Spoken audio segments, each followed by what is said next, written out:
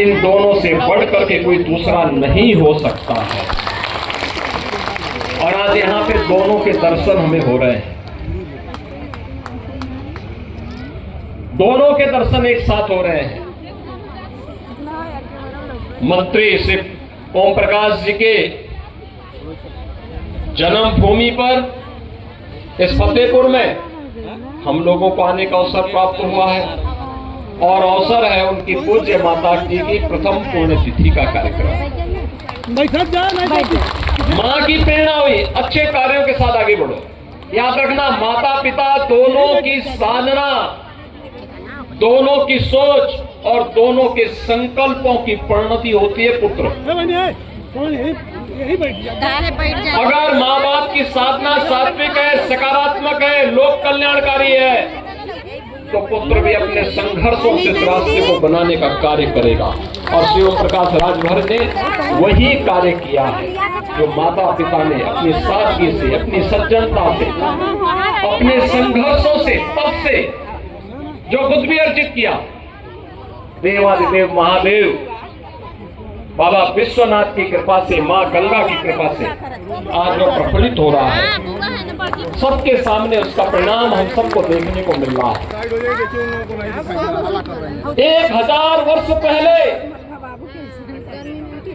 भारत के प्रतापी चक्रवर्ती सम्राट महाराज सुहेलदेव ने जब विदेशी हुकूमत की चूलों को हिलाने का काम किया था, विदेशी आक्रांताओं को नेस्तनाबूद करने का काम किया था,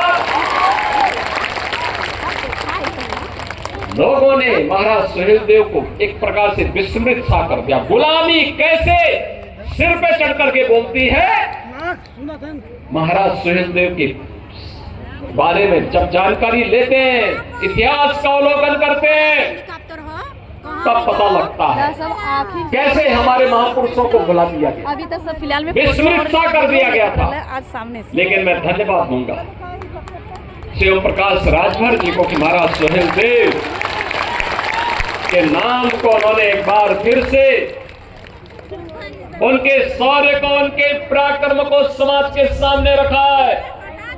सालार मसूद को 3 लाख की सेना के साथ विदेशी आक्रांताओं का नेस्तनाबूद करने वाले चक्रवर्ती सम्राट महाराज सुहेलदेव ने 1033 ईस्वी में इसी बहराइच में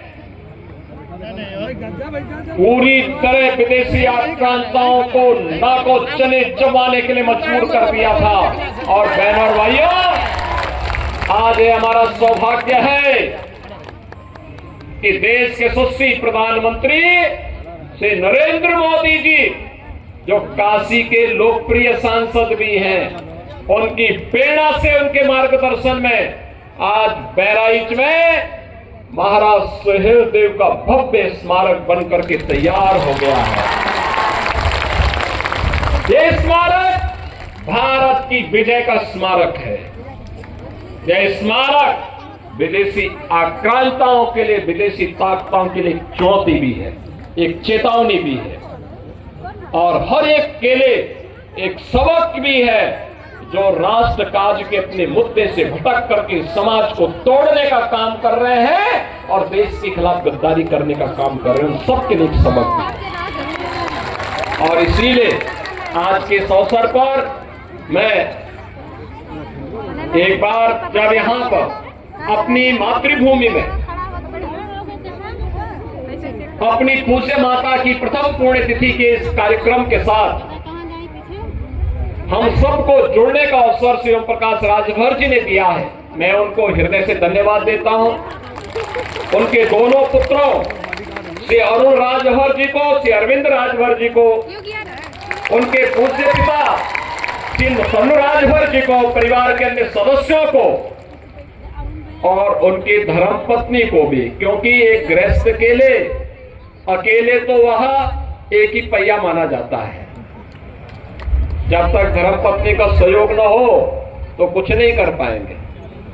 और इसीलिए उन सबको मैं हृदय से इसके लिए धन्यवाद देता हूं कि उन्होंने अपने पूर्वजों की परंपरा का आत्मसात किया है और उनकी पूज्य माता को विनम्र श्रद्धांजलि अर्पित करते हुए मैं एक बार फिर से आप सभी को, कि आप सभी लोग इस आयोजन का हिस्सा बने हैं, फतेहपुर को एक नई ऊंचाई देने के लिए संकल्पित दिखाई दे रहे हैं। आप सबका मैं हृदय से अपनी शुभकामनाएं देते हुए, मंगलमय शुभकामनाएं देते हुए अपनी वाणी को विराम देता हूं।